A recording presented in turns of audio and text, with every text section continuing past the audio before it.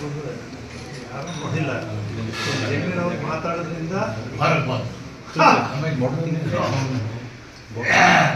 ಅದನ್ನ ಅವಶ್ಯಕತೆ ಇರಲಿಲ್ಲ. ಪ್ರಶ್ನೆ ಇಲ್ಲ. ಅದಾಲತ್ ಮಾಡಿ ಹಾಳು ಮಾಡ್ಕೊಂಡು ಪ್ರಶ್ನೆ ಇಲ್ಲ. ವಲಸೆ ಬಿಡಿಸ್ಕೊಳ್ಳೋದು.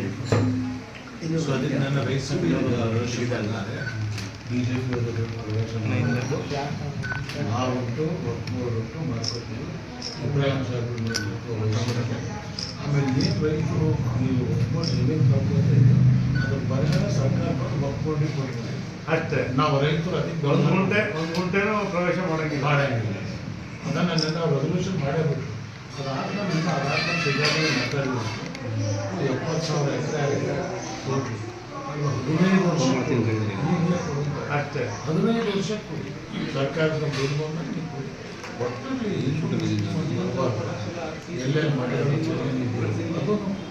ಅದರಲ್ಲಿ ಯಾರು ಅನುಭವದಲ್ಲಿದ್ದಾರೆ ಅವರು ಯಾರ ಹೆಸರು ಮಾಡಿದೆ ಅವರೇ ಇದನ್ನು ಸ್ಪಷ್ಟ 50 ವರ್ಷದಿಂದಿದ್ದಾರೆ 25 ವರ್ಷದಲ್ಲಿ ಯಾರು ಅನುಭವದಲ್ಲಿದ್ದಾರೆ ಅವರು ಪಾಣಿ ಅವ್ರ ಹೆಸರಿಗೆ ಬಂತು ಮುಂದೆ ಮಾಡಿಸಿ ಅವ್ರಿಗೆ ಡಾಕ್ಯುಮೆಂಟ್ ಅದೇ ಡಾಕ್ಯುಮೆಂಟ್ ಮಾಡ್ಕೊಳ್ಳಿ.